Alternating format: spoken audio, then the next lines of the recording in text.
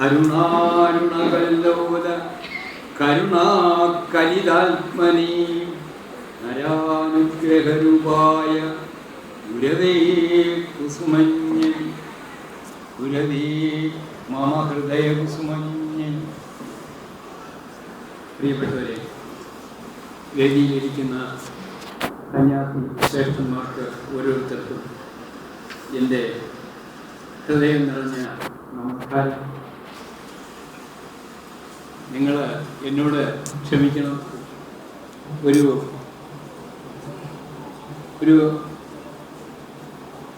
31 വർഷങ്ങൾക്ക് മുമ്പ് ഒരു വലിയ ഒരു പ്രൊസഷനുമായിട്ട് കാസർഗോഡ് നിന്ന്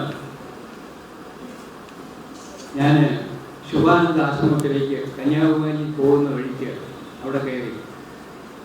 അവിടെ ഒരു ഗംഭീര സ്വീകരണവും മറ്റും തരികയുണ്ടായി. അന്ന് അവിടുത്തെ സ്വാമിജി, മഠാധിപതി സ്വാമിജി എന്നെ പിടിച്ചു കൊണ്ടുവന്ന് സ്റ്റേജിൽ കയറ്റിയിട്ട് പറഞ്ഞു, പറയാനുള്ള കാര്യമൊക്കെ അങ്ങോട്ട് പറയുക. ഇനി ഞാൻ പറഞ്ഞാൽ അത് ചോദിച്ച് മനസ്സിലാക്കിയിട്ട് വേണം പറയുക. അവിടെ അന്ന് നിന്നുകൊണ്ട് തന്നെ ഒരു 1.5 മണിക്കൂറോളം ഞാൻ സംസാരിച്ചു. എന്തിനാണ് ആ പ്രൊസഷൻ നിന്നും വിഗ്രഹങ്ങൾ അടിച്ചു പൊട്ടിച്ചതിനെ ഏത് രീതിയിൽ കൈകാര്യം ചെയ്ത് പുനർപ്രതിഷ്ഠ നടത്തണമെന്നും ഓരോ ക്ഷേത്രങ്ങളും ക്ഷേത്ര സ്വത്തുകളും ക്ഷേത്ര സംസ്കാരവും എങ്ങനെ സൂക്ഷിക്കണമെന്നും ഉള്ള കാര്യങ്ങളൊക്കെ എല്ലാവരോടും പറഞ്ഞ് മനസ്സിലാക്കി. എന്നാൽ ഇന്ന് ഇവിടെ വരുമെന്ന് ഞാൻ സ്വപ്നത്തിൽ പോലും വിചാരിച്ചതല്ല. അടുത്ത കാലത്ത് പ്രസംഗമൊക്കെ ഒന്ന് കുറച്ച് സന്യാസി സംസാരിക്കാൻ പാടില്ലാത്തത് കൊണ്ട് സംസാരം സ്വല്പം സംസാരികൾക്ക് വിട്ടുകൊടുത്തിട്ട് ഒരറ്റത്ത് ഒതുങ്ങിക്കൂടാനുള്ള പ്ലാനിലാണ്. അപ്പോഴാണ് ഇവിടെ നിന്നൊരു ടെലിഫോൺ വന്നത്. അദ്ദേഹം ഫോണിൽ കൂടെ സംസാരിച്ചു. ഞാൻ പറഞ്ഞു, ഇനി വരണമെന്നൊന്നുമില്ല, ഇത് ഞാൻ ഈ പ്രസംഗമൊക്കെ നിർത്തി, അധിക പ്രസംഗമൊന്നും വേണ്ടെന്ന് വിചാരിച്ചിരിക്കുകയാണ്, അതുകൊണ്ട് ഉപദ്രവിക്കരുത്. അവർ അതല്ല, സ്വാമിജിയോട് വന്നിട്ട് നമ്മൾ വരുന്ന ഒരു 2-4 ഒരു 5 മണിക്കൂർ യാത്രയുണ്ട്, അതൊക്കെ പ്രയാസപ്പെട്ട് വന്നിട്ട് വരുന്ന കാര്യം പ്രയാസമാണ്. എന്നിട്ട് അദ്ദേഹം എന്നെ കാര്യമായിട്ട് കൂട്ടി ഇവിടെ അറസ്റ്റ് ചെയ്ത് കൊണ്ടുവന്നിരിക്കുകയാണ്. അപ്പോൾ നിന്നാൽ ഒരുപാട് പ്രസംഗിച്ചു പോവുകയാണെങ്കിൽ അത് മോശമാണ്. ഇവിടെ കാര്യങ്ങളൊക്കെ നിങ്ങളോട് പറഞ്ഞ് മനസ്സിലാക്കുവാൻ കെൽപ്പുള്ള, അതിനുള്ള സ്നേഹമുള്ള, അതിനുള്ള ബുദ്ധിയുള്ള, മാനസിക ചൈതന്യമുള്ള എല്ലാവരും തന്നെ ഇവിടെ ഉള്ളപ്പോൾ ഞാനൊരു നീണ്ട പ്രസംഗം ചെയ്യണം എന്ന് ആഗ്രഹിക്കുന്നില്ല. എന്നാലും എനിക്കന്ന് 30 വർഷങ്ങൾക്ക് മുമ്പ് ആശ്രമത്തിൽ പോകാനും ആ ഗുരുനാഥനോട് ബന്ധപ്പെടാനും എന്നെ കെട്ടിപ്പിടിച്ചുകൊണ്ടിരുന്ന് ആ സ്റ്റേജിലിരുത്തി പിന്നെ സംസാരിക്കാൻ പറഞ്ഞ ആ അവസരമൊക്കെ ഞാൻ ഓർക്കുകയാണ്. ഇങ്ങനെ ഇവിടെ വരാൻ പറ്റുമെന്ന് ഞാൻ വിചാരിച്ചില്ല. അപ്പോൾ ഒരു ബന്ധം ഞാൻ അറിയാതെ എനിക്ക് ഇവിടവുമായൊരു ബന്ധമുള്ളത് കൊണ്ടായിരിക്കാം ഇപ്പോൾ ഒരു പ്രതീക്ഷയും കൂടാതെ ഇവിടെ ജാമ്യമില്ലാത്ത വാറണ്ടിൽ പിടിച്ചു കൊണ്ടുവന്നിരുത്തിയിരിക്കുന്നത്. ജാമ്യമില്ലാത്ത വാറണ്ട് എന്ന് പറഞ്ഞപ്പോ കയ്യടിച്ചു നിങ്ങളൊക്കെ. വാസ്തവത്തിൽ അതൊരു കഷ്ടമാണ്. ഏതായാലും ഒരു കാര്യമുണ്ട്, ഞാൻ ഇതിലൂടെ പലതവണ പോയിട്ടുണ്ട്. ഞാൻ ബാംബെയിൽ വന്നിട്ട് ആദ്യമായൊരു ലളിതാ സഹസ്രനാമ അർച്ചന നടത്തിയത് പോവായിലാണ്. അന്ന് ഇവിടെയൊക്കെ കാട് പിടിച്ച് കിടക്കുക. അന്ന് ടി.വി. വന്നു തുടങ്ങിയതേ ഉള്ളൂ. ആ ടി.വിക്കാരൊക്കെ ഈ അർച്ചന ബ്രോഡ്കാസ്റ്റ് ചെയ്യാമെന്ന് പറഞ്ഞ് വന്ന് അവിടെ ഇംഗ്ലീഷ് ഭവാനി ഇംഗ്ലീഷ് സ്കൂളിലാണ്. അപ്പൊ എം.ആർ. പിള്ളയും ഞാനുമായിട്ട് എം.വി. പിള്ളയും ഞാനുമായിട്ട് കോളേജിൽ ഒരുമിച്ച് പഠിച്ചവരാണ്. അപ്പൊ ഞാൻ അന്നൊരു വിപ്ലവകാരിയായിരുന്നു. അദ്ദേഹം ഒരു കാലത്തും വിചാരിച്ചില്ല ഞാൻ ഇനി ഒരു സന്യാസിവേഷമായിട്ടുള്ള വാമയിൽ വരുമെന്ന്. അപ്പൊ അങ്ങനെയുള്ള ഞങ്ങളുടെ സൗഹൃദം എന്നെ അവിടെ അർച്ചന ചെയ്യണമെന്ന് പ്രേരിപ്പിച്ചു. അങ്ങനെ ഗോവായിൽ ഒരു അർച്ചനയും പിന്നെ ഒരു മൊബൈൽ ഡിസ്പെൻസറി അതും ഇതൊക്കെ തുടങ്ങി കുറെ വർക്ക് ചെയ്ത്. നമ്മുടെ ക്ഷേത്രം ഉണ്ടായിട്ടില്ല. ആ ക്ഷേത്രം ഉണ്ടാകുന്നതിന് വേണ്ടുന്ന പ്രേരണയും അവിടെ ഈ ഭാഗത്തൊക്കെ തന്നെ ബാബയിൽ തന്നെ ലളിതാ സഹസ്രനാമ അർച്ചന മനഃപൂർവ്വം തുടങ്ങേണ്ടി വന്നു. കാരണം അന്ന് ശങ്കരമഠത്തിൽ പോയി നാട്ടിൽ പോയി അവിടെ ബ്രാഹ്മണ സ്ത്രീകൾക്ക് മാത്രമേ ഈ പുസ്തകം കണ്ടിട്ടുള്ളൂ, മറ്റൊരാരും കണ്ടിട്ടില്ല. അവരെല്ലാവരും കൂടെ പറഞ്ഞു, ഞാൻ ഒരാഴ്ച ബന്ധപ്പെട്ടവർക്ക് ഇത് പറഞ്ഞു കൊടുത്ത് അർച്ചന ചെയ്യുന്നത് എങ്ങനെയാണെന്ന് പറഞ്ഞു കൊടുത്തു. ലാസ്റ്റ് മൂമെന്റിൽ അവർക്കൊന്ന് പറയുന്നത് ഞങ്ങൾ അർച്ചന ചെയ്യില്ല. അതെന്താ കാരണം? പെണ്ണുങ്ങൾക്ക് ഓം പറയാൻ പാടില്ല, പെണ്ണുങ്ങൾ അർച്ചന ചെയ്യുന്നുകൂടാ. ഞാൻ പറഞ്ഞു ആരാ പറഞ്ഞത്? ഇങ്ങനെ ശങ്കരമഠത്തിൽ എന്ന് പറഞ്ഞു. ഇത്രയേ ഉള്ളൂ. ഞാൻ നേരെ ശങ്കരമഠത്തിലേക്ക് പോയി. അന്ന് എനിക്ക് തലയിൽ ജട വന്നില്ല. പിന്നെ ഇതുപോലെ ഒരു ജിബ്ബ സ്വാമി ആയിട്ടാണ് ഞാൻ അവിടെ പോയത്.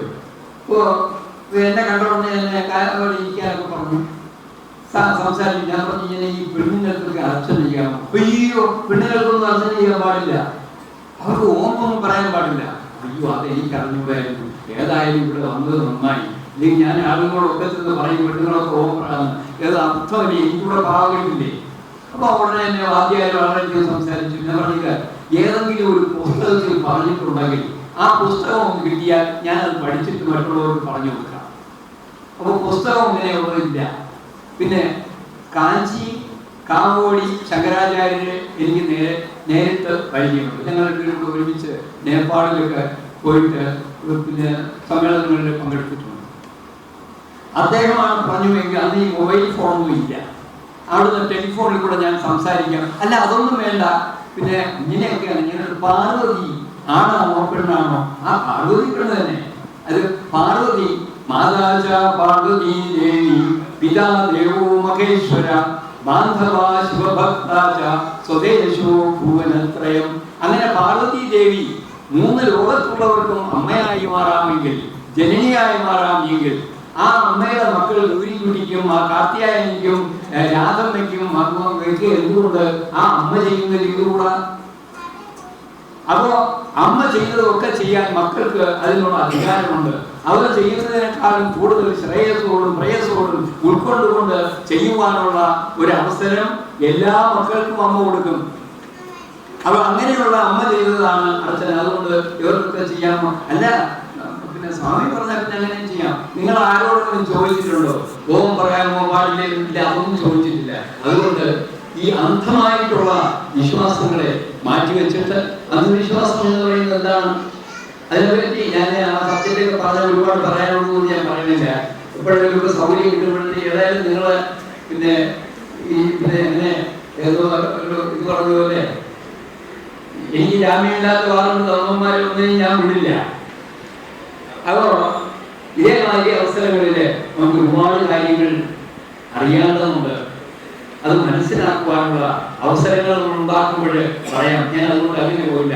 വിശ്വാസം എപ്പോഴും അത് പരീക്ഷണങ്ങൾക്ക് വിധേയമാക്കിക്കൊണ്ടല്ല സ്വീകരിക്കുന്നത്. അന്ധമായിട്ടല്ലാതെ സ്വീകരിക്കുന്ന ഒരു വിചാരം പോലും ലോകത്തിലെങ്ങുമില്ല. ശാസ്ത്രീയമായിട്ടുള്ളതല്ല ഈശ്വരവിശ്വാസം എന്ന് പറയുകയാണ് എങ്കിൽ, ശാസ്ത്രീയമാണ് എന്ന് തെളിയിക്കുവാനുള്ള കരുത്ത് നമ്മുടെ ഋഷിമുനിമാര് പറഞ്ഞിട്ടുള്ളതാണ്. If you are sitting in the cave and meditating, the rock will burst into pieces, your idea will thunder throughout the world. എന്ന് ഭാരതത്തിലെ ഋഷീശ്വരന്മാർ മുഖാമുഖങ്ങളിൽ ഇരുന്ന് പറഞ്ഞിട്ടുള്ളത് സത്യമാണ് എങ്കിൽ, ആ ആദർശങ്ങൾ കൊണ്ടാണ് നമ്മളിവിടെ ഓം എന്ന് പറയുന്നതും നമ്മളിവിടെ പാടിയതും ഇവിടെ ഇരിക്കുന്ന ഗുരുനാഥന്മാരുടെ പരമ്പരകൾ ഉണ്ടാകുന്നതും. ഇല്ലെങ്കിൽ ആധുനികമായ ഇന്റർനെറ്റ് സംസ്കാരത്തിലൂടെ വരുമ്പോൾ ഈ ലോകം മുഴുവനും എന്റെ കയ്യിലാണെന്നും ഞാൻ ഗ്ലോബൽ വിഷ്വലൈസേഷന്റെ മാനേജിംഗ് ഡയറക്ടറാണ് എന്ന് പറഞ്ഞുകൊണ്ട് എളിയുന്ന ആള് അവന്റെ പിരിയം കണ്ടിട്ടില്ല, അവന്റെ ചെവി കണ്ടിട്ടില്ല. അമ്മ പറഞ്ഞത് കൊണ്ട് മാത്രം ഇതെന്റെ അച്ഛനാണ് എന്ന് പറയുവാൻ അവസരം കിട്ടി. അല്ലാതെ ജീൻ ടെസ്റ്റ് ചെയ്ത്, ബ്ലഡ് ടെസ്റ്റ് ചെയ്ത്, സ്കാൻ ചെയ്ത്, സ്ക്രീൻ ചെയ്ത്, ഒടുവിൽ ഇതെല്ലാം ശരിയായതുകൊണ്ട് I am declaring this person is my father എന്ന് ആരും പറയാറില്ല. മറിച്ച് അമ്മ പറഞ്ഞതിനെ വിശ്വസിച്ചു, അയൽവക്കക്കാർ പറഞ്ഞതിനെ വിശ്വസിച്ചു. അങ്ങനെ അച്ഛനുണ്ടായി. അങ്ങനെ തന്നെയാണ് അമ്മയുണ്ടായത്. ഒരു ആശുപത്രിയിൽ ഒരു സ്ത്രീ പ്രസവിച്ചു. അവിടെ നമ്മുടെ കരയില് ആ മെറ്റേണിറ്റി ഹോമിൽ ഒരു സ്ത്രീ പോയി പ്രസവിച്ചു. അന്നേ ദിവസം 10 കുഞ്ഞുങ്ങളെ 10 സ്ത്രീകൾ പ്രസവിച്ചു. ഓരോന്നിനെയും തുണിയെടുത്ത് റാപ്പ് ചെയ്തിട്ട് പേരെഴുതി നമ്പർ വിട്ടു വയ്ക്കും. ഇന്ന കട്ടിൽ കിടക്കുന്ന ആളുടെ ആണ്. അത് എഴുതിയപ്പോ മാറിപ്പോയി. മാറിപ്പോയി ഒരു കുട്ടിയെ മാറ്റിക്കൊണ്ട് കിടത്തി. അത് വളർത്തി വലുതായി. അയാൾ നല്ല വിദ്യാഭ്യാസമുണ്ട്. നമ്മുടെ ആശുപത്രി നടന്ന സംഭവമാണ്. ആ പ്രസവം അതൊന്നു ഞാൻ ഇത് പറഞ്ഞ അമ്മ എന്താ പറഞ്ഞു, I am not believing Swamiji, these are all some blind believes. ഞാൻ പറഞ്ഞു ശരിയാണ്. ഇപ്പൊ എന്റെ വേഷം കണ്ടാൽ തന്നെയും അതൊരു അൾട്രാ മോഡേണൊന്നുമല്ല. കാരണം ദഹിക്കാത്ത വിധത്തിലുള്ള ഒരു വേഷമൊക്കെയാണ്. അതുകൊണ്ട് ഇപ്പൊ അത്തരം സൂപ്പർ സ്പെഷ്യാലിറ്റി എക്സിബിഷൻ ഒന്നും ഇല്ല, ഒരു അട്രാക്റ്റീവ് അപ്രോച്ചും ഇല്ല. ഏതായാലും ഞാൻ അവനെ ശരിക്കും വിളിച്ചിരുത്തിയിട്ട് ചോദിച്ചു, ഇത് നിന്റെ അമ്മയാണ് എന്ന് പറയുവാൻ വാട്ട് എവിഡൻസ് യു ഗാട്ട്? നിനക്ക് എന്താണ് അതിനുള്ള എവിഡൻസ് ഉണ്ടായിട്ടുള്ളത്? നീ പറഞ്ഞ ടെസ്റ്റുകൾ വല്ലതും നടത്തിയിട്ടുണ്ടോ? ഇല്ല. ആകെ ഒന്ന് വിഷമിച്ചു. കാരണം അത് അവന്റെ അമ്മയാണോ അല്ലെന്ന് ഒരു സംശയം ഉണ്ടായി. ഞാൻ പറഞ്ഞു, മോനെ നീ പേടിക്കൊന്നും വേണ്ട, ഇത് നിന്റെ അമ്മയാണ്. അത് അബദ്ധത്തിന് എഴുതിയതൊന്നും മാറിപ്പോയതൊന്നുമല്ല. ഞാൻ നിന്നെ ടെസ്റ്റ് ചെയ്യാൻ വേണ്ടി ഇപ്പോഴൊന്ന് മാറ്റി എഴുതി നോക്കിയപ്പോൾ നിന്റെ മുഖം മാറി, നിന്റെ പൾസ് ബീറ്റിംഗ് മാറി, നിന്റെ ആറ്റിറ്റ്യൂഡ് മാറി, നിന്റെ കണ്ണുകൾ നിറഞ്ഞു തുടങ്ങി. അവൾക്കും ഈ വിഷമമുണ്ടായി. അതുകൊണ്ട് നീ മകൾക്ക് എഴുന്നേറ്റിട്ട് 10 മാസം എന്റെ വയറ്റിലിട്ട് കൊണ്ട് നടന്ന അമ്മയാണ്. അമ്മ എന്നോട് ക്ഷമിക്കണം. എനിക്ക് അമ്മയെ ഒരു ദിവസം പോലും എടുത്തുകൊണ്ട് കിടക്കാൻ പറ്റില്ല. നിങ്ങൾക്ക് ആർക്കെങ്കിലും ഒരു അമ്മയെ എടുത്തുകൊണ്ട് കിടക്കാൻ പറ്റുമോ? പറ്റുമോ? നിനക്ക് പറ്റുമോ? നിന്റെ അമ്മ വന്നിട്ടുണ്ടോ? ഇല്ല. അത് നന്നായി. അപ്പൊ അമ്മ വന്നിട്ടുള്ളവരാരെങ്കിലും ഒന്ന് കാണാൻ വേണ്ടിയിട്ട് ആ അമ്മയെ എടുത്ത് ഈ പോവായിലേക്ക് ഒന്ന് കറങ്ങിക്ക് വരാൻ പറ്റുമോ? പറ്റില്ല. കാരണം 10 മാസം വയറ്റിലിട്ട് കൊണ്ട് നടന്ന് കഷ്ടപ്പെട്ട് പ്രസവിച്ച്, പ്രസവവേദന എന്ന് പറഞ്ഞാൽ ആയിരക്കണക്കിന് അസ്ഥികൾ പൊട്ടിത്തെറിക്കുന്ന വിധത്തിലുള്ള വേദന അങ്ങനെ ബെയർ ചെയ്ത് സഹിച്ചുകൊണ്ടാണ് ഒരു പ്രസവം ഉണ്ടാക്കുന്നത്. അങ്ങനെയുള്ള അമ്മയെ ഒരു ദിവസം എടുത്തുകൊണ്ട് കിടക്കാൻ നമുക്ക് കഴിയില്ല. അതുകൊണ്ട് എന്ത് ചെയ്യണം? എല്ലാവരും കാലത്ത് എഴുന്നേറ്റിട്ട് ചെന്ന് അമ്മയുടെ കാലത്തോട് തൊഴുമ്പോൾ വിചാരിക്കണം, അമ്മ ചെയ്തതിനൊന്നും എനിക്ക് തിരികെ തരാൻ പറ്റില്ല. അത്ര കണ്ട് മഹത്തരമായ, ബൃഹത്തരമായ, അസാധ്യമായ ഒന്ന് അമ്മ എനിക്ക് തന്നിട്ടുണ്ട്. അതുകൊണ്ട് അമ്മ എന്നെ അനുഗ്രഹിക്കണമേ എന്ന് പറഞ്ഞ് കാലിത്തൊട്ട് വിടുമ്പോൾ അമ്മ തലയിൽ കൈവച്ച് അനുഗ്രഹിക്കും. പക്ഷേ അതിൻ്റെയൊക്കെ ആവശ്യമൊന്നും അല്ല. The end of the circle is the beginning of the circle. അമ്മയുടെ കാലിൽ നമ്മൾ തൊടുമ്പോൾ അമ്മ തലയിൽ ഇങ്ങനെ കൈവയ്ക്കും. തലയെന്ന് പറയുന്നത് സ്വല്പം ഇത് സഹസ്രാര പത്മമാണ്. ഇവിടെ ഈ ഭാഗത്ത് കൈവയ്ക്കുമ്പോൾ ആ കൈവച്ച ആളിന്റെ എനർജി, കൈയെ തൊടുകയൊന്നും വേണ്ട, ഇങ്ങനെ കൈവച്ചാൽ മതി. ആ എനർജി കൈയിൽ കൂടെ ശരീരത്തിലേക്ക് പ്രവഹിക്കും. ആ തൊട്ടയാൾ കാലിലാണ് തൊടുന്നത്. കാലിൽ തൊടുമ്പോൾ എന്റെ കയ്യിലുള്ളതൊക്കെ തന്നെ അമ്മയ്ക്ക് ഞാൻ സമർപ്പിക്കുകയാണ്. അപ്പോൾ ഇവിടെ എന്ത് ചെയ്യും? അത് സ്വീകരിച്ചുകൊണ്ട് എനിക്കുള്ളതെല്ലാ നന്മകളും നിനക്ക് തരികയാണ് എന്ന് തൊടുകയാണ്. അപ്പോഴത് ഒരു സർക്കിളായി, പവർ സർക്കിളായി. അങ്ങനെയുള്ള ഒരു മഹാശക്തി സംഭരണവും ഒരു ശക്തി സമർപ്പണവും ആണ് കാലിത്തൊട്ട് തൊഴുന്നത്. അല്ലാതെ കാലിങ്ങനെ ഈച്ച അടിക്കുന്നത് പോലെ കാലിത്തൊട്ട് തൊഴണം. ചിലരൊക്കെ വന്നിട്ട് വലിയ വയറുമൊക്കെ ആയിട്ട് കാലിത്തൊട്ട് തൊഴാൻ വരുമ്പോൾ ഞാൻ അതൊക്കെ കാലെടുത്ത് മേശപ്പുറത്തോ അല്ലെങ്കിൽ ഇങ്ങനെ ഉയർത്തി കാണില്ല. കാരണം യുവമാർ തൊഴണം കാണുമ്പോൾ തന്നെ എനിക്ക് സങ്കടമാണ്. കുഞ്ഞിയമ്മയ്യ എല്ലാം 25-26 വയസ്സുള്ള അമ്മമാരാണ്. കാരണം എന്താണ്? കുഞ്ഞിയേണ്ട ആവശ്യമില്ല. അവിടെ പോയി കമ്പ്യൂട്ടർ നോക്കി പിന്നെ AC കാറിൽ പോയി AC ആഫീസിൽ ഇരുന്നിട്ട് വരണമെന്ന് കുഞ്ഞിയമ്മ. കുറെ ദിവസം കഴിയുമ്പോൾ എന്താണ്? ഒരു മാംസത്തിന്റെ മാതിരിയാകും. അല്ല, 10 പ്രാവശ്യം അവനവന്റെ കാലിത്തൊട്ട് തൊഴുതാൽ തന്നെ a flexible back will give you a long life. അതായത് നട്ടലൊന്ന് വളഞ്ഞു കിട്ടിയിരുന്നാൽ ശരീരത്തിന് അത്ര കണ്ട് ആരോഗ്യമുണ്ടാകും. അതുകൊണ്ടാണ് അമ്മയെ നമസ്കരിക്കണം, അച്ഛനെ നമസ്കരിക്കണം, ഗുരുവിനെ നമസ്കരിക്കണം, പ്രായമായ നമ്മുടെ ഗുരുക്കന്മാരായിട്ടുള്ളവരെ എല്ലാവരെയും നമസ്കരിക്കണം. ഇപ്പോ നിങ്ങൾ വിചാരിക്കും സ്വാമി പിന്നെ ഇവിടെ വന്നിരിക്കുകയാണ്, ഇതിപ്പോ ആ ഗുരു ഈ ഗുരു എന്നൊക്കെ മനസ്സിൽ നിങ്ങളിൽ തോന്നാം. ഈ സ്വാമിയുടെ ഗുരു ഏതാണ്, ആ സ്വാമിയുടെ ഗുരു ഏതാണ്? ഗുരു ഒന്നേ ഉള്ളൂ. ആരാണ്? ഗുരു ബ്രഹ്മ, ഗുരു വിഷ്ണു, ഗുരുദേവോ മഹേശ്വര. ഗുരു 3 ഭാഗങ്ങളിലാണ്: സൃഷ്ടി, സ്ഥിതി, ലയം. ഇത് 3ഉം കൂടെ ചേർന്നതാണ് ഗുരുവ്. അതായത് ബ്രഹ്മാവ്, വിഷ്ണു, മഹേശ്വരൻ, ഇത് 3ഉം ചേർന്നതാണ് ഗുരു. ഗുരുവിന്റെ രൂപം എങ്ങനെയാണ്? അഖണ്ഡ മണ്ഡലാകാരം. ഈ ലോകം മുഴുവനും ചേർന്നതാണ് ഗുരുവിന്റെ രൂപം. ഗുരുവിന്റെ പ്രവൃത്തി എന്താണ്? വ്യാപ്തം യേന ചരാചരം. എല്ലാ ചരാചരങ്ങളിലേക്കും പെനിട്രേറ്റ് ചെയ്യുന്നതാണ് ഗുരുവിന്റെ ആക്ഷൻ. ഗുരു എന്ന് പറയുന്നത് സെപ്പറേറ്റ് അല്ല, എല്ലാത്തിനും തന്നെ നമ്മുടെ ഉള്ളിൽ ഗുരുവുണ്ട്. ആ ഗുരുത്വത്തിനെ വളർത്തിയെടുക്കുവാനാണ് എന്താവശ്യം? സത്സംഗം. സത്സംഗം കൊണ്ട് നമ്മളിലുള്ള മഴ കൊണ്ട് ഒരു വിത്ത് പൊടിച്ചു വലുതാകുന്നത് പോലെ നമ്മളിലുള്ള ആ ഈശ്വരന്റെ ആ ഗുരുത്വത്തിന്റെ അംശം നമ്മളിൽ ഉറങ്ങിക്കിടക്കുന്നതിനെ പതുക്കെ സത്സംഗം തട്ടി ഉണർത്തുകയാണ്. തട്ടി ഉണർത്തി വലുതാക്കി കൊണ്ടുപോകുമ്പോഴെന്തായി ഗുരുവും ശിഷ്യനും തുല്യമായി മാറും. നിങ്ങൾ കണ്ടാലറിയാം, ഓരോ പരമ്പരയിൽ നോക്കുമ്പോൾ ആ ഗുരുവിൻ്റെ ഏതാണ്ടൊരു രൂപം ശിഷ്യന്മാർക്കുണ്ടാകും. കുറേ സന്യാസിമാരെ തന്നെ വന്നിരിക്കുമ്പോഴത്തേക്ക് ഉടനെ എന്നെ പെട്ടെന്ന് നോക്കും, മനസ്സിലാക്കാം ഇത് ഇന്ന ഗുരുവിൻ്റെതായിരിക്കും, ഇത് ഇന്ന ഗുരുവിൻ്റെതായിരിക്കും. ഇപ്പോൾ എന്നെ കാണുമ്പോഴത്തേക്ക്, കേരളത്തിൽ എന്നെ കാണുമ്പോഴേ ഇത് പിന്നെ ഇന്നാരുടെ ആശ്രമത്തിലുള്ളതാണ്. കാരണം ഈ ജഡയും ഒന്നും നോക്കുന്നുണ്ട്. എന്നോട് തന്നെ പലരും ചോദിച്ചു, സ്വാമി ഈ ജഡയൊക്കെ ഇങ്ങനെ ഉണ്ടാക്കിയതാണോ? ഞാൻ പറഞ്ഞു അത് വേറെ ചിന്താവിഷയിലെ ഇവിടെ പിന്നെ എൻ്റെ ഒരു സുഹൃത്ത് തന്നെ ഇത് ആയൊരു സംശയം ഒരു 10-32 വർഷത്തിന് മുമ്പാണ് എന്നെ പറഞ്ഞു, ഇത് ജഡയൊക്കെ ഇങ്ങനെ ഉണ്ടാക്കിയതാണോ? ഞാൻ പറഞ്ഞു, ഓ അതൊക്കെ പിന്നെ ഞാൻ ചോദിച്ചാൽ നിനക്ക് ഉത്തരം മുട്ടുന്നതുകൊണ്ട് ഞാൻ ചോദിക്കുന്നില്ല. പിന്നെയും എങ്ങനെ ഉണ്ടായി, ചെവി എങ്ങനെ ഉണ്ടായി, മീശയിൽ എത്ര മുടിയുണ്ടെന്നുള്ളത് അവിടെ ആർക്കെങ്കിലും ഇരിക്കും. മീശയൊക്കെ വെച്ചിട്ടുണ്ട്, ഇതാണ് മീശ വെച്ചിട്ടുണ്ട്, അതിൻ്റെ മീശയിൽ എത്ര മുടിയുണ്ടെന്നുള്ളത് എനിക്കറിയാം, അറിയുക. തലയിൽ എത്ര മുടിയുണ്ടെന്ന് അറിയാമോ? നമ്മുടെ പിറകുവശം കണ്ടിട്ടുണ്ടോ? ചെവി കണ്ടിട്ടുണ്ടോ? ഇല്ല. അപ്പോ ആധ്യാത്മികത്തിലേക്ക് വരുമ്പോൾ നിങ്ങളെ പറഞ്ഞു മനസ്സിലാക്കുന്നത് എന്താണ്? ചെവി കാണാൻ പഠിപ്പിക്കുകയാണ്. കാരണം എന്താണ്? നിങ്ങൾ ഈ കൈയെടുത്ത് ഇങ്ങനെ തൊഴുന്നത്, അമ്പലത്തിൽ പോയി ഇങ്ങനെ തൊഴാറില്ല, ഉണ്ടോ? അല്ലേ? ഞാൻ അറിയാണ്ട് ഇങ്ങനെ തൊഴാറുണ്ടോ? ഇല്ലല്ല. നിങ്ങൾക്കൊക്കെ എന്തെങ്കിലുമൊക്കെ പറയാം, കുഴപ്പമൊന്നുമില്ല. ഞാൻ മാത്രം ഇങ്ങനെ കോൺട്രാക്ട് എടുത്തു വന്നിരുന്ന് പറയണമെന്ന് നിർബന്ധമൊന്നുമില്ല. നിങ്ങൾക്കൊക്കെ ചോദിക്കാൻ പറയാം. നമ്മൾ ഒരു വീട്ടിലുള്ള ആളുകളാണ്. കാരണം 30 വർഷങ്ങൾക്ക് മുമ്പ് ഈ ആശ്രമത്തിൽ വന്ന് മാവേലിക്കര അവിടെ നിന്ന് സംസാരിക്കാൻ ഉള്ള അവസരം ഉണ്ടായ എനിക്ക് വാസ്തവത്തിൽ ഇതിനോടൊപ്പം ബന്ധമുണ്ട്. ഇവിടെ തന്നെ 30 വർഷത്തിന് മുമ്പ് ബന്ധമുള്ള എത്ര ആളുകളുണ്ട്? ഉണ്ട്. സ്വാമിമാരെയാണ്. പിന്നെ കുറച്ച് ആളുകൾക്ക് മാത്രമേ ആ ബന്ധമുണ്ടാകാൻ കഴിഞ്ഞിട്ടുള്ളൂ. അപ്പൊ ഞാൻ ഇതേമാതിരി തന്നെ ഒരുപാട് ഇങ്ങനെ ബന്ധങ്ങൾ ഇങ്ങനെ പിന്നെ കിടക്കുന്നതുകൊണ്ട് നിങ്ങൾക്ക് വളരെ സന്തോഷമായിട്ട് എന്ത് വേണോ ചോദിക്കാം. എല്ലാത്തിനും ഞാൻ ഉത്തരം പറയും. എന്താണ് ഉത്തരം എന്നറിയോ? മൈക്കിൽ കൂടെ പറഞ്ഞുകൂടാ. എന്താണെന്നറിയോ? എനിക്കറിഞ്ഞുകൂടാ. നിങ്ങൾ ഏത് ചോദ്യം ചോദിച്ചിരുന്നാലും ഞാൻ ഉത്തരം പറയും, പറയാതെ ഒന്നും ഇരിക്കില്ല. ഒരു ദിവസം ബനാറസ് ഹിന്ദു യൂണിവേഴ്സിറ്റിയിൽ ഞാൻ അവിടെ നിന്നപ്പോൾ അവരെന്നെ വിളിച്ചിരുന്നു. കാരണം ഈ റിലീജിയസ് പെനിട്രേഷൻ, പിന്നീട് അതിനെ പറ്റിയിട്ട് സംസാരിക്കാൻ വേണ്ടി, കൺവേർഷൻ ആൻഡ് റിലീജിയസ് പെനിട്രേഷൻ. ഞാൻ അവിടെ നിന്ന് സംസാരിച്ചു. അപ്പോൾ ഞാൻ അവരോട് ചോദിച്ചു, നമ്മളൊക്കെ ഇവിടെ ഹിന്ദുക്കളാണ്, ഈ ഹിന്ദുക്കളുടെ മെയിൻ ടെസ്റ്റ് എന്താണ്? സത്യം പറഞ്ഞിരുന്നാൽ ബനാറസിലെ ഹിന്ദു യൂണിവേഴ്സിറ്റിയിൽ നിന്നിട്ടാണ് സംസാരിക്കുന്നു എന്നുള്ളത് ആലോചിക്കുമ്പോൾ ആ ചോദ്യം ചോദിക്കാൻ പാടില്ലാത്തതാണ്. ഉടനെ അവിടെ ഇരുന്നവരോട് പറഞ്ഞു, ഗീതയാണ്, രാമായണമാണ്, ജ്ഞാനേശ്വരി എന്നൊക്കെ പറഞ്ഞു.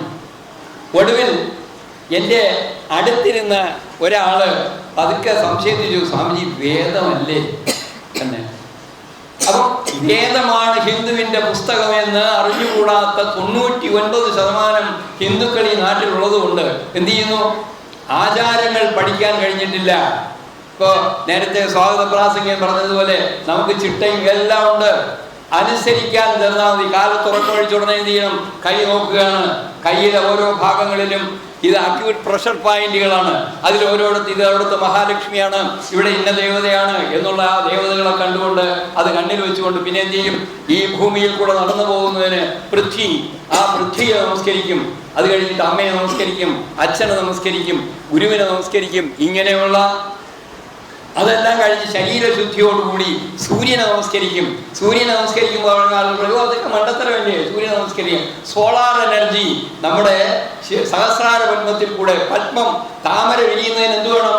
സൂര്യരശ്മി പറ്റിയാലേ പറ്റുകയുള്ളൂ. ഇവിടെ നമുക്ക് താമര പോലെ 1000 ദളങ്ങളുള്ള ഒരു താമര പോലെയുണ്ട്. ആ സഹസ്രാര പത്മത്തില് ഈ സൂര്യരശ്മി തട്ടുമ്പോൾ അത് വികസിക്കും. അത് വികസിക്കുമ്പോൾ അതിൽ നിന്നുണ്ടാകുന്ന അറിവ് സ്പൈനൽ കാർഡിൽ കൂടി മൂലാധാരത്തിലേക്ക് വരികയും അതിന് വളർന്നിട്ട് വീണ്ടും സഹസ്രാരപത്മത്തിലേക്ക് പോവുകയും ചെയ്യും. ഇങ്ങനെ ഒരു പവർ ജനറേറ്റിംഗ് സിസ്റ്റം എന്ന് പറഞ്ഞാൽ കൊള്ളാം. കാരണം ഇംഗ്ലീഷിലല്ലേ, മലയാളത്തിൽ പറയുകയാണെങ്കിൽ അത് വലിയ സുഖമൊന്നുമില്ല. സ്വല്പം ഇടയ്ക്കിടയ്ക്കൊക്കെ ഒരു ഇംഗ്ലീഷൊക്കെ കേട്ടാമെങ്കിൽ പറയാം, സ്വാമി തിരക്കേടില്ല. കാരണം എന്താണ്? സ്വല്പം സാഹിത്യത്തിൻ്റെ ഇൻവെസ്റ്റ് ചെയ്തിരുന്ന ആ ഇംഗ്ലീഷ് സ്വല്പം ഒന്ന് അടിച്ചു കൊടുത്താൽ പറയിക്കൊള്ളാം സ്വാമികൾ ആ ഇംഗ്ലീഷൊക്കെ പറയണമല്ലോ.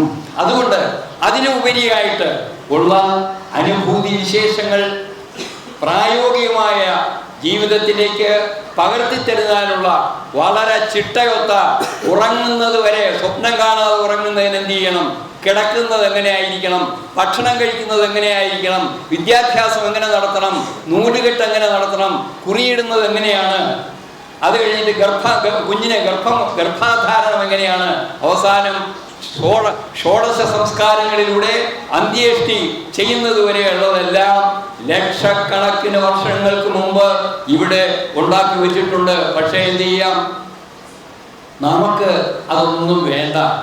നമുക്ക് എന്ത് ചെയ്യണം, നമ്മളിപ്പോൾ കാണുന്ന കുറേ മാജിക്ക്, കുറച്ച് പിന്നെ ബലൂണും 2 ചോക്ലേറ്റും ഒക്കെ വരികയാണെങ്കിൽ ഇതെല്ലാം മറന്നിട്ട് ഈശ്വരനും വേണ്ട, അമ്പലവും വേണ്ട, പൂജയും വേണ്ട, നമ്മുടെ പുരാണ ഗ്രന്ഥങ്ങളോ വേദമോ ശാസ്ത്രമോ ഇതൊന്നും വേണ്ട.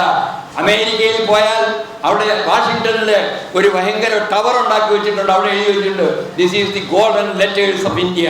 എന്താണ്? 4 വേദങ്ങൾ അവിടെ ഉണ്ടാക്കി വെച്ചിട്ടുണ്ട്. അപ്പൊ അത് കാണുക. അവിടെ ഒരു കാവൽക്കാരന് നിൽപ്പുണ്ട്. കാരണം ഇന്ത്യയിൽ നിന്ന് പോകണവൻ അവിടെ നിന്ന് പൊക്കിക്കൊണ്ട് പോവുകയാണെങ്കിൽ എന്ത് ചെയ്യും, അതുകൊണ്ട് അവനെ എടുക്കാൻ സമ്മതിക്കാതെ വെച്ചിട്ടുണ്ട്. അപ്പൊ അവർക്കത് ബഹുമാനിക്കാനും ആദരിക്കാനും കഴിയും. എങ്കിൽ എന്തുകൊണ്ട് നമുക്ക് നമ്മുടെ ആചാര്യന്മാരെയും അവരുടെ ശാസ്ത്രങ്ങളെയും ബഹുമാനിച്ചുകൂടാ? ഇവിടെ പാടിയ പാട്ടുകളൊക്കെ ഞാൻ കേട്ടു. എനിക്ക് ഒരു പുസ്തകം അവിടെ തന്നു. ഞാനത് മുഴുവനൊന്നും നോക്കാൻ പറ്റിയില്ല, കുറച്ച് നോക്കി. അതിൽ പറഞ്ഞിരിക്കുന്നത് എന്താണ്? വേദങ്ങളിൽ പറഞ്ഞിട്ടുള്ളതിനെ വേദം പറഞ്ഞാൽ മനസ്സിലാകാത്തത് കൊണ്ട് സരളമായിട്ട് പെട്ടെന്ന് മനസ്സിലാകുന്ന രീതിയിൽ പറഞ്ഞു കൊടുക്കുകയാണ്. ഇതൊക്കെ പറഞ്ഞു വരുന്നത് എന്താണ്? ഞാൻ ഒന്നുമല്ല എന്നും അതേ സമയത്ത് ഒന്നുമല്ല എന്ന് പറയുമ്പോൾ, അല്ല, നീ ഞാനാണ്, എനിക്കുള്ളത്, മേരാ മുച്ച്മേ കുച്ച് നഹി ജോ കുച്ച് ഹൈ സേ തോർ, എൻ്റെ കയ്യിൽ ഒന്നുമില്ല എന്ന് പറയുമ്പോഴോ, എൻ്റെ കയ്യിലുള്ളതെല്ലാം ഈശ്വരൻ തന്നതാണ്. ഈശ്വരൻ തന്നതിന് ഞാൻ തിരികെ തരികയാണെങ്കിൽ എൻ്റെ കയ്യിൽ ഒന്നുമില്ലാതെയാകും. അങ്ങനെയുള്ള ഓരോ തത്വമസിയും അഹം ബ്രഹ്മാസ്മിയും പ്രജ്ഞാനം ബ്രഹ്മയും ഒക്കെ തന്നെ ഈ ലളിതമായ മലയാള ഭാഷയിലെ പാട്ടുകളിലൂടെ നിങ്ങൾക്ക് മനസ്സിലാക്കി തരുന്നുണ്ട്. ശാസ്ത്രം ഗ്രഹിച്ചത് കൊണ്ട് മതി വരാ, പിന്നെയോ ശാസ്ത്രോക്തം ആചരിച്ചെന്നേ മതി വരൂ. ശാസ്ത്രം പറഞ്ഞതുകൊണ്ടായില്ല. ഏറ്റിലെ പശു പുല്ല് തിന്നുകയില്ല. ഞങ്ങളുടെ ആശ്രമം സ്ഥാപിച്ച ഗുരുദേവൻ സ്കൂളിൽ പോയിട്ടില്ല. ഒരു ചെറിയ തോർത്തു കൊടുത്തുകൊണ്ടാണ് അദ്ദേഹത്തിനോട് ഇങ്ങനെ ഒന്ന് സംസാരിച്ചിരുന്നോ പറഞ്ഞു, പിന്നെ എടോ അത് നിന്റെ പുസ്തകത്തിലില്ല. അതായത് പുസ്തകത്തിൽ എഴുതി വെച്ചിരിക്കുന്ന ഒരു അടി എങ്ങനെ ഇരിക്കുമെന്ന് ഒരാളിനോട് ചോദിച്ചാൽ നിങ്ങൾ എങ്ങനെ പറഞ്ഞു കൊടുക്കും? അത് അങ്ങനെയാണ്. അപ്പോൾ ഞാൻ അടുത്തോട്ട് വിളിച്ചിട്ട്, മോനെ ഒറ്റ അടി കവാലത്തിൽ വെച്ച് കൊടുത്തിട്ട് ഇങ്ങനെ ഇരിക്കും എന്ന് പറയുമ്പോഴേ ഇങ്ങനെ ഇരിക്കും. കാരണം എന്താണ്? അനുഭവത്തിലൂടെ മനസ്സിലാക്കണം. ഇവിടെ വന്നിട്ട് എന്ത് ചെയ്യും? ക്ഷേത്രം അടിച്ചു വാരുക, തുടയ്ക്കുക, നിങ്ങൾ ഇതൊക്കെ ചെയ്യാൻ വരും. കാടായിട്ട് കിടന്നത് മനോഹരമായിട്ട് ഇത്രയൊക്കെ ഉണ്ടാക്കിയത് അതെന്തായിരുന്നു? തപസ്സായിരുന്നു. അത് ഉണ്ടാക്കിയിട്ട് അവിടെ തന്നെ ഇരിക്കണം. അത് ഇത് എനിക്കുള്ളതാണ് എന്നിങ്ങനെ കെട്ടിപ്പിടിച്ചുകൊണ്ടിരിക്കുന്നതല്ല. ഉപേക്ഷിക്കും തോറും സ്വീകരിക്കാൻ പറ്റിയത്, സ്വീകരിക്കും തോറും നമ്മിൽ നിന്ന് അകന്നു പോകുന്നത്. സമ്പത്ത് എത്ര കണ്ട് നമ്മൾ സംഭരിക്കുന്നുവോ അത്ര കണ്ട് ആധ്യാത്മികം ചോർന്നു പോകും. സമ്പത്ത് സംഭരിക്കുക, എന്നിട്ട് ചെയ്യണം സമ്പത്ത് മറ്റുള്ളവർക്കാക്കി മാറ്റി മേടിക്കുക. ഒടുവിൽ കൈ തട്ടി നോക്കുമ്പോൾ കയ്യിൽ പൊടി കാണരുത്. ആലിലയിൽ വെള്ളമിരിക്കുന്നത് പോലെ, താമരയിലയിൽ വെള്ളമിരിക്കുന്നത് പോലെ ആയിരിക്കണം ഭൗതികമായിട്ട് നമുക്കുള്ള എല്ലാം ചെയ്യണം. ചെറുതെന്ന് പറയും, സന്യാസത്തിന് ഇതൊന്നും വേണ്ട, വീടെന്തിന്, അതൊന്നുമില്ല, ഞങ്ങൾക്ക് ഒന്നുമല്ല. ശ്രീരാമനും ശ്രീകൃഷ്ണനും പോലും മഹാവിഷ്ണുവിന്റെ അവതാരമാണ്. അവതാരം എന്ന് വെച്ചാൽ മുകളിൽ നിന്ന് താഴോട്ട് ഇറങ്ങി വരിക. എന്തിനാണ് അവതരിച്ചത്? ലോകത്തിലുള്ള കഷ്ടങ്ങളും നഷ്ടങ്ങളും എല്ലാം തന്നെ ഇല്ലാതാക്കിക്കൊണ്ട് പോകാൻ. ഓടവെള്ളം ഒരു നല്ല കരുത്തുള്ള ഒരുത്തൻ്റെ കിട്ടിയാൽ ഒരു ലബോറട്ടറി ഉണ്ടാക്കിയിട്ട് ഡിസ്റ്റിൽ വാട്ടറാക്കി മാറ്റും. നേരെ മറിച്ച് ഡിസ്റ്റിൽ വാട്ടർ ഒരു വായുനൗകിയുടെ കയ്യിൽ കൊടുത്താൽ അവൻ 2 മിനിറ്റ് കൊണ്ട് ഓടവെള്ളമാണ്. As you think so you farm. നീ എങ്ങനെ വിചാരിക്കുന്നോ അങ്ങനെ ആയിത്തീരും. കാലത്ത് എഴുന്നേറ്റ് നമ്മുടെ ശരീരത്തിനെ വൃത്തിയാക്കി കുളിച്ച് കുറിയൊക്കെ ഇട്ട് വന്നിട്ട് എന്ത് ചെയ്യണം? ഭഗവാന്റെ വിഗ്രഹങ്ങൾ അത് അഭിഷേകം ചെയ്ത് കഴുകി മാലയിട്ട് പൂജിച്ച് ഇതെല്ലാം കഴിഞ്ഞ് തൊഴുതുകൊണ്ട് നിൽക്കുകയാണ്. എങ്ങനെയാണ്? അപ്പോൾ ശരീരം ഞാൻ വൃത്തിയാക്കിയതുപോലെ തന്നെ മനസ്സിൽ വൃത്തിയാക്കിക്കൊണ്ട് ഈശ്വരനെ വയ്ക്കുകയാണ്. സ്നാനം എന്ന് പറഞ്ഞാൽ എന്താ? ഇവിടെ സാൻഡൽവുഡ് സോപ്പ് വെച്ചിട്ട് കുളിക്കുന്നതല്ല സ്നാനം. സ്നാനം മനോമലത്യാഗം, ശൗചം ഇന്ദ്രിയ നിഗ്രഹം. സ്നാനം എന്ന് പറയുന്നത് മനസ്സിന്റെ മലത്തിനെ, അഴുക്കിനെ ത്യജിക്കുന്നതാണ് എന്ത്? സ്നാനം. ശൗചം എന്ന് പറയുന്നത് ശൗചം ഇന്ദ്രിയ നിഗ്രഹം, ഇന്ദ്രിയങ്ങളെ അതിനെ അതിജീവിച്ചുകൊണ്ട് നിർത്തുവാനുള്ള ഒരു കഴിവുണ്ടാകുന്നതിന് അതിനെയാണ് ഇന്ദ്രിയ നിഗ്രഹം. അതിൻ്റെ പേരാണ് ശൗചം. ഇങ്ങനെയുള്ള എല്ലാ ആചാര വിചാരങ്ങളും, എന്തെല്ലാം ഭക്ഷണമാകണം, എന്തെല്ലാം സംസാരിക്കണം, ഏതെല്ലാം രീതിയിൽ നടക്കണം, ഏതെല്ലാം രീതിയിൽ കിടക്കണം, ഏതെല്ലാം രീതിയിൽ ഉറങ്ങണം, ഇതൊക്കെ തന്നെ വളരെ വളരെ ശാസ്ത്രീയമായിട്ട് ലക്ഷക്കണക്കിന് വർഷങ്ങൾക്ക് മുമ്പ് ഭാരതത്തിൻ്റെ വലിയ ആചാര്യന്മാര് എഴുതി വച്ചിട്ടുണ്ട്. ആകാശത്ത് നോക്കിക്കൊണ്ട് നക്ഷത്രങ്ങളെയൊക്കെ ഹോമം ചെയ്യാണ്. എന്ത് ചെയ്യണം? ഇന്ദ്രനെ വിളിക്കുകയാണ്. ഇന്ദ്രൻ ഇവിടെ വരൂ, അഗ്നിയിൽ ഞാൻ നിനക്ക് വേണ്ടി തരികയാണ്. വരുണൻ ഇവിടെ വരൂ, നിനക്ക് തരികയാണ്. ഇങ്ങനെ സർവ്വത ദേവതമാരെയും അവിടെ താൻ വിളിച്ചു വരുത്തി അഗ്നിയിൽ ഇവ കൊടുക്കാനായിട്ടുള്ള കരുത്തുണ്ടാകുമ്പോൾ ഭൂതക്കണ്ണാടിയിലൂടെ സങ്കല്പത്തിലൂടെ ചന്ദ്രനെ കണ്ട് ആംസ്ട്രോങ് ചന്ദ്രനിൽ പോയതിനു ശേഷം മാത്രമല്ല ചന്ദ്രനുണ്ടായത്. ചന്ദ്രനിൽ എന്തൊക്കെ ഉണ്ടായിരിക്കും എന്നും ചന്ദ്രന്റെ പ്രഭ കൊണ്ട് എന്തുണ്ടാകും എന്നും ഒക്കെ ഭാരതത്തിലെ താടിക്കാരന്മാരും കാവ്യുടുത്തലും കമണ്ഡലം ധരിച്ചവരുമായ ആളുകൾ ഒരു കാലത്തുണ്ടാക്കി വെച്ചിരിക്കുന്നതിൻ്റെ പരമ്പരാഗതമായിട്ടുള്ളതാണ് നമ്മളെല്ലാവരും ഇവിടെ കൂടാനായിട്ടുള്ളത്. നമ്മളെല്ലാവരും പലരായിട്ട് ഇവിടെ വന്ന് നിങ്ങൾ അവിടെ വന്ന് എന്താണ് ദക്ഷിണ, അവിടെ ദക്ഷിണ വയ്ക്കുന്നത് എന്താണ് ദക്ഷിണ? ഒരു നോട്ട് വയ്ക്കുന്നത് മാത്രമാവരുത്. ഒക്കത്തൊതർപ്പണം അതാക്കിയിട്ടു ഞാനും ഇക എന്നിലുള്ള നന്മയും തിന്മയും ഒക്കെ ഞാനിതാ സമർപ്പിക്കുകയാണ്. അതാണ്. അല്ലാതെ ഞാൻ ഇങ്ങനെ എടുത്ത് നോക്കിയിട്ട് പറഞ്ഞു ഇത് 100 രൂപ വന്നു, അത് കണ്ട കേട്ടോ. ഉടനെ ഞാൻ എടുത്ത് നോക്കി 50 രൂപ വന്നു. 50 രൂപ കൊടുത്താൽ പിന്നെ കാര്യം പിന്നെ പറ്റും. അതും അങ്ങോട്ട് വെച്ചു. അത് കഴിഞ്ഞ പിന്നെ ഏതാണ്ട് തന്നെ 10 രൂപ ഇരുന്നോട്ടെ, കുഴപ്പമൊന്നുമില്ല. ഗണപതിക്ക് തേങ്ങ അടിക്കാൻ പോയി കടയിൽ അവിടെ ചെന്നിട്ട് എന്ത് ചെയ്യും? ഏറ്റവും ചെറിയ തേങ്ങ നോക്കി വാങ്ങിക്കാർക്ക് ഗണപതിക്ക്. അത് തേങ്ങ അടിച്ചു കഴിഞ്ഞാൽ ഗണപതി പറയില്ലല്ലോ, അത് ചെറുതാണെന്നൊന്നും പറയില്ലല്ലോ. ഗണപതിക്ക് തേങ്ങ വേണ്ട. ഗുരുനാഥന്മാർക്ക് ഒരു ഇതൊന്നും ആവശ്യമില്ല. ഇത് കൊടുക്കുന്നതാണ് ഞാൻ എൻ്റെ സമർപ്പണമായി കൊടുക്കുന്നതിൻ്റെ ഒരു ഇൻഡിക്കേഷൻ, അതിൻ്റെ ഒരു മാധ്യമമാണ് നിങ്ങൾ അവിടെ വയ്ക്കുന്നതൊക്കെ തന്നെ. അപ്പോൾ ഒരു അടയ്ക്ക വാക്ക് വെച്ചിട്ടുണ്ട്. എന്തിനാണ്? ഒരു ഫലം, പരിപൂർണമായ ഒരു ഫലം കൊടുക്കുകയാണ്. അതങ്ങനെയുള്ള ഓരോ കാര്യങ്ങളും, ഇതൊക്കെ ഒരുപാട് കാര്യങ്ങൾ പറയാനുണ്ട്. അത്തരം കാര്യങ്ങൾ നിങ്ങൾക്ക് ഗുരുനാഥന്മാർ നിങ്ങൾക്ക് സമയാസമയങ്ങളിൽ പറഞ്ഞു തരും. എനിക്ക് അത്യാവശ്യമായി പോകുന്നത് കൊണ്ട് എന്നെ നേരത്തെ വിടണമെന്ന്, ജാമ്യം തരണമെന്ന് അപേക്ഷിക്കണം. ഇവിടെ തന്നെ 3-4 പേര് എന്നെ തിരിച്ചറസ്റ്റ് ചെയ്ത് കൊണ്ടുപോകാനായിട്ട് വന്നിരിക്കുകയാണ്. ഇവിടെ ഫോട്ടോ എടുത്തുകൊണ്ടിരുന്ന അദ്ദേഹം, പിന്നെ അത് വേറൊരാളിരിക്കുന്ന ഇവരൊക്കെ കൂടെ ഓടി വന്നത് എന്നെ, ഞാൻ പാചകം ഒഴിച്ചിരുന്നാൽ അങ്ങ് ഞാനിവിടെ ഇങ്ങനെ വർത്തമാനം പറഞ്ഞുകൊണ്ടിരിക്കും, നിങ്ങളൊക്കെ ഇവിടെ ഇരിക്കും. ചാപ്പാടൊക്കെ കഴിഞ്ഞിട്ട് അവസാനം വർത്തമാനം പറഞ്ഞുകൊണ്ടിരുന്ന് ഞങ്ങളങ്ങനെ കേട്ടുകൊണ്ടിരുന്ന് ഉണ്ണാനും പറ്റിയില്ല, വീട്ടിൽ പോകാനും പറ്റില്ല, എല്ലാം ശവിച്ചു തുടങ്ങും. കാരണം എനിക്കൊരു വലിയ സൂക്കേടുണ്ട്. ഈ മൈക്കിൻ്റെ അടുത്ത് പോയിരുന്നാൽ വിട്ടിട്ട് പോകാനൊരു വിഷമം, ഒരു മാഗ്നറ്റിസം. അതുകൊണ്ട് ഈ മൈക്ക് കാണുമ്പോഴത്തേക്ക് എന്നെ ഞാൻ ഓടിക്കണം. കാരണം ഇപ്പോൾ ഓരോ കാലത്തും വലിയ ചെയ്യണം. ഇപ്പോഴും അതായിട്ട് നമ്മളിപ്പോൾ ഈ ലേറ്റസ്റ്റ് പേരി ആയിരിക്കുകയാണ്. അപ്പോഴിപ്പോഴും ഇവിടെ വന്നിട്ട് ചെറുപ്പക്കാരെ പോലെ വർത്താനം പറഞ്ഞാൽ മോശമാണ്. കാരണം ഞാനങ്ങനെ വർത്താനം പറയുകയാണെങ്കിൽ ചെറുപ്പക്കാരൊക്കെ വിചാരിക്കും സ്വാമി ഇങ്ങനെയൊക്കെ പറഞ്ഞാൽ ഞങ്ങളെ പിടിക്കും. അതുകൊണ്ട് അവർക്കിടം കൊടുത്തുകൊണ്ട്, അവർക്ക് വഴിമാറി കൊടുത്തുകൊണ്ട്, അവർക്ക് അനുഗ്രഹങ്ങളും ആശീർവാദവും ഉണ്ടാകാൻ വേണ്ടി ഈശ്വരനെ പ്രാർത്ഥിച്ചുകൊണ്ട്, എനിക്ക് അനുഗ്രഹിക്കാനും ആശീർവാദം കൊടുക്കാനൊന്നും എനിക്കറിയില്ല, പക്ഷെ ഒരു കാര്യം അറിയാം, എങ്ങനെയാണ് ഈശ്വരനെ പ്രാർത്ഥിക്കുക. നിങ്ങളിവിടെ വന്ന് വാസ്തവത്തിൽ ഓരോ ഗുരുക്കന്മാരെ കാലിത്തൊട്ട് തൊഴുമ്പോഴത്തേക്ക് കുറേ ദിവസം കഴിയുമ്പോൾ എന്ത് ചെയ്യും? നിങ്ങളെ കാലിത്തൊട്ട് തൊഴാൻ ആളുകൾ വരും. കാരണം എന്താണ്? മുല്ലപ്പൂമണം ഏറ്റുകിടക്കും കല്ലിനും ഉണ്ടാകും ഒരു സൗരഭ്യം. ഒരു കല്ലിൽ നിങ്ങൾ ഇങ്ങനെ പൂവാരി ഇട്ടുകൊണ്ടിരിക്കുകയാണ്, കുറെ കഴിയുമ്പോൾ ആ കല്ലിൽ നിന്ന് മണം വരും. അതുപോലെ നിങ്ങൾ എന്ത് ചെയ്യുന്നുവോ, നിങ്ങൾ എന്ത് കൊടുക്കുന്നുവോ അത് തിരികെ കിട്ടും. നിങ്ങളിവിടെ എന്താണ് കൊടുക്കുന്നത്, അതിൻ്റെ 10 ഇരട്ടി ഭഗവാൻ തരും. നിങ്ങൾക്കൊരു കാര്യം കേൾക്കണം, ഇതൊക്കെ സ്വാമി പറയും, ഇങ്ങനെ കേൾക്കണം, ജീവിക്കണമെങ്കിൽ പലതുമൊക്കെ ചെയ്തേ പറ്റുള്ളൂ, അതിനൊക്കെ വേണം, ഇതൊക്കെ പറഞ്ഞതായി. ഈ ഇരിക്കുന്നവർ തന്നെ ഇലക്ട്രോണിക്സ് എഞ്ചിനീയറാണ്. ടാറ്റയിൽ ജോലി കിട്ടിയാൽ അപ്പോൾ അതും കളഞ്ഞിട്ട് IAS പോയി. അപ്പോൾ പോയപ്പോഴാണ് എൻ്റെ ഗുരുനാഥനെ കണ്ടിട്ട് നേരെ അവിടെ വന്നു. ഇപ്പോൾ നല്ല തുണി കൊടുക്കില്ല, ഔട്ടിങ് ഇല്ല, പർച്ചേസിങ് ഇല്ല, മാർക്കറ്റിംഗ് ഇല്ല, ഒന്നുമില്ല. ഇതാ ഇപ്പോൾ ഇതിന്. പക്ഷേ മലയാളി അല്ല, മലയാളം രാമായണം വായിക്കും. ഇവിടെ നമ്മുടെ പിള്ളേരൊക്കെ പറയും, വായിക്കണോ മലയാളം കുറച്ച് അറിയാം. ആ പിള്ളേരെയൊക്കെ വിളിച്ച് നിർത്തിയിട്ട് 15 ദിവസം കൊണ്ട് നിങ്ങൾക്ക് മലയാളം പഠിപ്പിക്കാൻ പറ്റും. ഹിന്ദി അറിയാവുന്നവർക്ക് മലയാളം എളുപ്പമാണ്. ഇംഗ്ലീഷ് അത്ര വലിയ ലാംഗ്വേജ് ഒന്നുമല്ല. വാട്ടർ എഴുതണമെങ്കിൽ ഇംഗ്ലീഷിന് വായില്ല, വായില്ലാത്ത ലാംഗ്വേജാണ്. മലയാളത്തിൽ വാ ഇട്ട ഇർ ഹിന്ദിയില് മറാഠിയില് ഒക്കെ എഴുതാം. വായുണ്ട്. സാഹിബിന്റെ ഭാഷയില്ല. ഗുരു എന്നുള്ളതിന് ഇംഗ്ലീഷില്ല.